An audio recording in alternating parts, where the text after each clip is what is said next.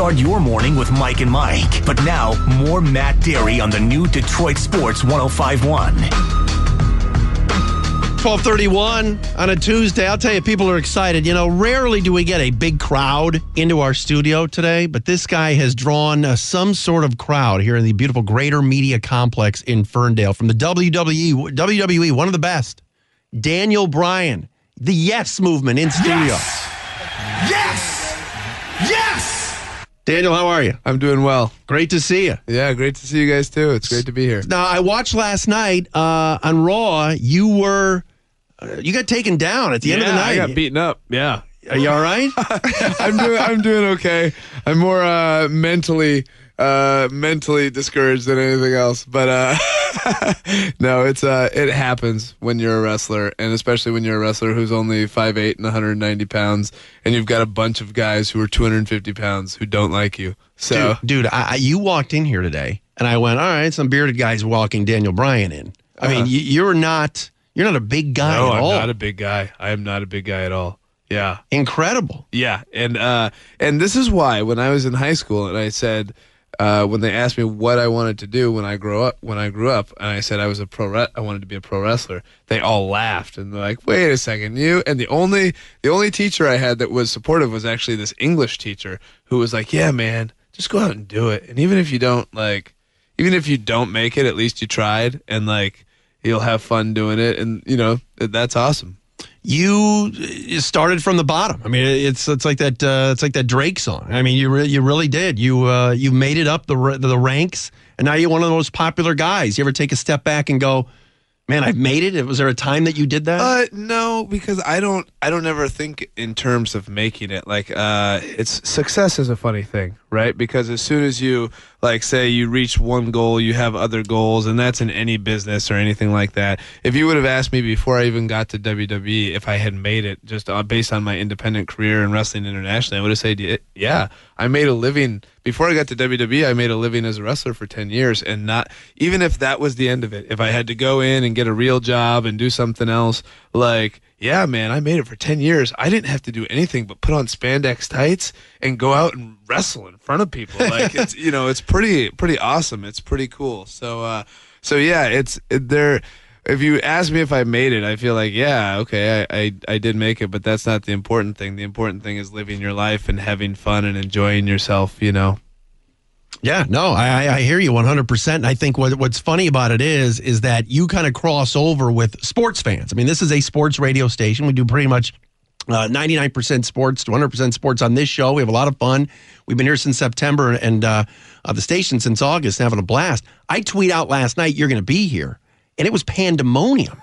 And, I'm 40. Right. You're how old? I'm 32. All right, so you and I are a couple old guys now, right? Yep. But the amount of people, whether it's 20-year-old listeners, 50-year-old listeners, we're so excited you're going to be here. The sport itself, the WWE, really does cross over into pro sports, doesn't it? Yeah, well, it's incredible the number of things that it crosses over to, and sports people specifically are very interested in WWE. We meet so many basketball, football, baseball players who come to our shows. It's just like, "Oh, we love WWE." I would train at Randy Couture's gym in Las Vegas as far as doing some MMA type stuff, and a lot of the fighters were just huge wrestling fans, and that's really cool. But it crosses so many cultures too. We're in 150 different countries. There's not even I love football, right? I love watching the Seahawks. You're a Seahawk fan, I'm big a big time. Seahawk fan. Because you're from out there, right? But American football doesn't translate into all these other countries. You know what I mean? Sometimes they don't understand the rules and they don't really get into it. It's not their thing, right? For some reason, WWE and pro wrestling translates into so many different cultures so well, and that's one of the amazing things about what we do. Daniel Bryan in studio with us, Matt Dery with you on the new Detroit Sports 105.1. WWE is in town tonight again. I love when they call it the live taping at Joe Louis Arena, but in fact, WWE Smackdown is here tonight. You are here. I'm here. You'll wrestle tonight. Well, obviously. Who are you wrestling tonight, by the way? You know what?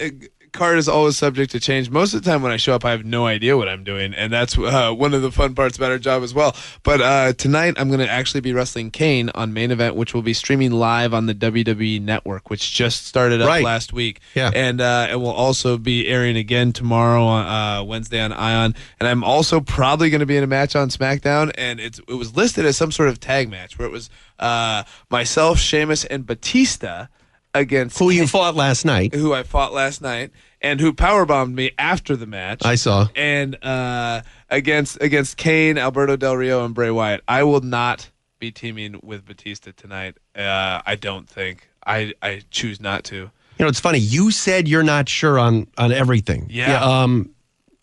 Certainly we don't want to ruin anything for some of the kids that are in our studio today. Right. But how much, when do you prep? I mean, do you have a quote unquote, I don't know if I'm supposed to say this on the radio, but I'm going to do it. Is there a script at 5 o'clock? No. Oh my gosh. Yeah. It's interesting because there are many different camps as far as what people perceive pro wrestling to be. And it's, and unless you've done it, it's almost impossible to describe. Like if I told you like how this business actually works, like if you came backstage and you're like, wait a second, that's how they do this? Like, wait a second. John Cena just went out there and was told, okay, you have to talk for 10 minutes. Maybe talk about this.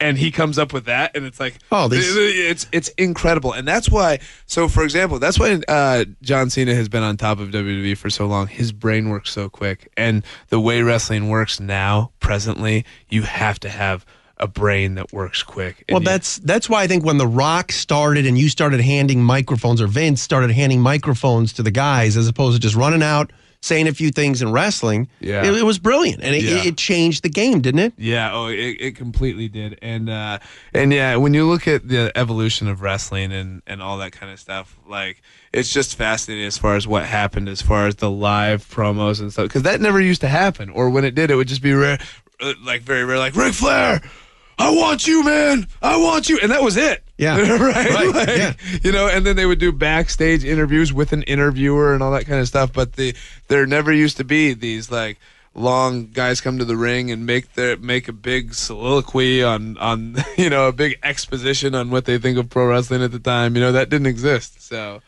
Daniel Bryan is here in Detroit. You excited? What's your background with this city? How often have you been here? Okay, yeah. So I actually won the WWE Championship here in Detroit. Oh, that's right. At Night of Champions, and then got it taken away probably about 22 hours later, which is better than when I won the title at SummerSlam and held it for about 6 minutes, and then they took it away. So I've been WWE Champion twice and held it for a total of about 22 hours and 6 minutes. But yeah, I actually won the title here in Detroit against Randy Orton at Night of Champions in September, and that was really cool. I also used to wrestle here a lot as an independent wrestler for a company called Ring of Honor, and we just had some great shows here. There was Seth Rollins, and I wrestled. Seth Rollins is a member of The Shield, and one of my most memorable moments here in Detroit is he powerbombed me into the turnbuckle, and the ring broke. And oh wow, yeah, so it was pretty crazy. You seem to be a guy that is not the normal face of the franchise. No. When The Rock was the man, The Rock was hot and had the oiled up the look. Cena, you mentioned, has the look. This CM Punk that apparently has quit.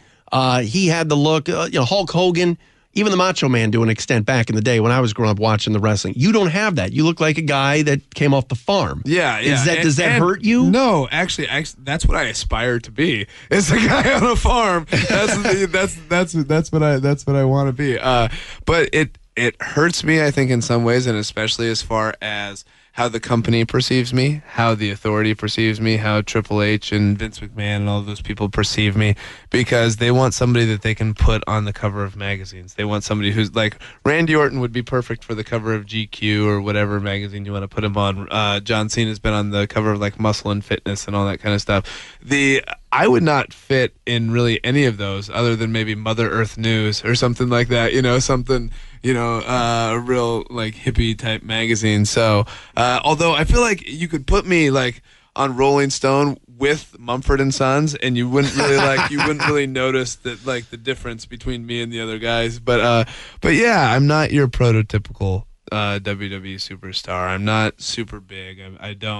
not clean shaven. I'm not trying to be super tan or anything like that. Like, I just love wrestling, and that's what got me here. Mentioned CM Punk. A lot of fans have been texting in at 51051 or hitting me up on Twitter at Dery1051 wanting to know where he is. And last night, apparently, everybody thought he was coming back. It was you guys were in Chicago last night. You told me you got here like 5 in the morning, huh? Oh my gosh, I got here at 5:30 this morning. Yeah, because that show it didn't go off the air till well after 11 o'clock, and by the time you shower and get ready and all that kind of stuff, and then drive here, yeah, it was a long. Wait, drive here? Yeah. Oh yeah. Vince didn't send a private plane? Do you think Vince McMahon is sending a private plane for me? Yes. Like, no, that's the whole face of the company thing. That's Chicago the whole face to of the, Detroit, dude. You should not be driving. No, that's the face of the company thing. Like Randy Orton, he's got like a tour bus. John Cena, they've got like tour buses. And if they didn't have tour buses, they'd fly those guys. Who drove? Daniel. Actually, there was a man who drove us. I think his name was Gary. And and so he actually drove us. So I did get car service here, but yeah, I was driving, and it was a long drive. Can I keep him for another segment? Are we okay? All right. When we come back, I want to ask Daniel Bryan about the Yes Movement, Travis Jackson in Michigan State. I know you're aware of that. And also what happened last night. Where is CM Punk and Daniel's career? He's here tonight. WWE Smackdown at the Joe, 7 o'clock. You know how to get tickets. Go to the JLA box office and go online. Check it all out. But they're here tonight at the Joe. If you want to take the kids down, do it. Daniel Bryan is here.